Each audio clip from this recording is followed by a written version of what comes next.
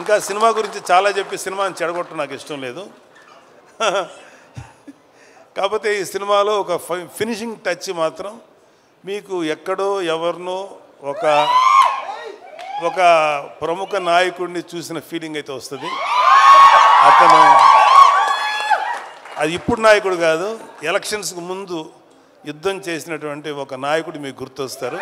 అంతవరకు చెప్పలేదు. Thank you. And I'm very happy and I'm proud of my daughter. Of course మా అబ్బాయిని చూసి కూడా గర్వపడుతున్నది వేరే సంగతి. మా అబ్బాయినే కాదు, మా మేనలుడు, ఇంక్లూడింగ్ అక్కడ అడివిశేష్ ఉన్నాడు. అడివిశేష్ కళ్యాణబాబు గారిది పంజాలు యాక్ట్ చేసినప్పుడు అడివిశేష్ మీద కోపం వచ్చేంత విలన్ క్యారెక్టర్ చేశాడు. ఎవడరా బాబు ఇంత దుర్మార్గుల్లో ఉన్నాడు అనిపించింది. కానీ అతని ఇంటెన్స్ యాక్టింగ్ చూసి అమ్మాయి ఆ కోపం వచ్చిందంటే అర్థం ఏంటి, అతను అంత ఇంటెన్సిటీ అనిపించింది. ఆ తర్వాత అతను హీరోగా మారి వండర్ఫుల్ ఫిలిమ్స్ చేశారు. ఒకటే చెప్తున్నాను ఇవాళ ఇంకొక చిన్న విషయం. Suma, can I speak to sir? మాకు మాట్లాడితే మమ్మల్ని మెగా ఫ్యామిలీ, వీళ్ళు తప్ప ఇంకెవరు ఉండరు అనేటువంటి అలా కొంతమంది ఫ్యామిలీస్ మీద ఈ పనికి మాలిన మాటలు మాట్లాడే ఎదవలు చాలామంది చూస్తారు. మాకు అలాంటి ఫీలింగ్ లేదు. సినిమా ఇండస్ట్రీ మా అబ్బ సొత్తు కాదు, మా నాన్న సామ్రాజ్యం కాదు, మా తాత సామ్రాజ్యం కాదు.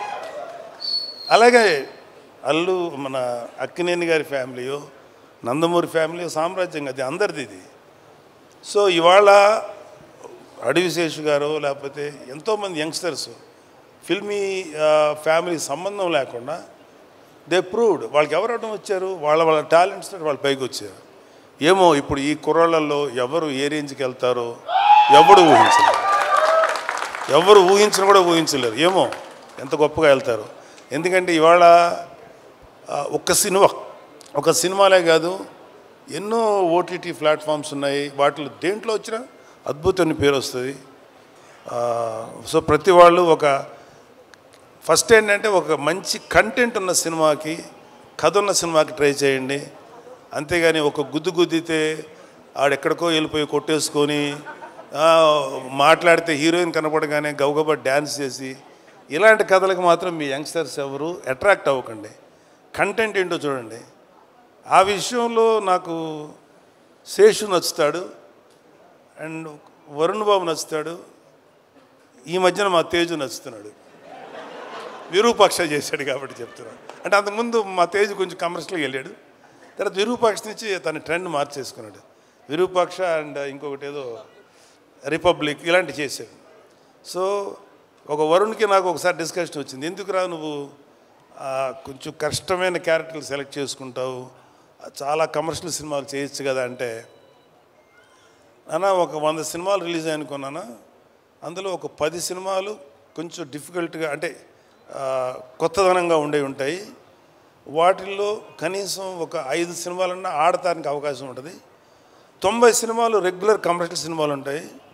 ఈ 90 సినిమాల్లో ఒక 10-15 ఆడతాయి. మరి ఎక్కువ ఆడుతున్నాయి కదా అన్న, కానీ రేషియో చూసుకున్నాను 90లో 10 ఆడతాయి, ఇక్కడ 10లో 5 ఆడతాయి. కాబట్టి ఎప్పుడు కూడా ఒక కొత్తదనం కోసం వెళ్తేనే యాక్సెప్ట్ చేస్తానని చెప్పి, అది నాకు చిన్నవాడైనా వాడిచ్చిన రియలైజేషన్.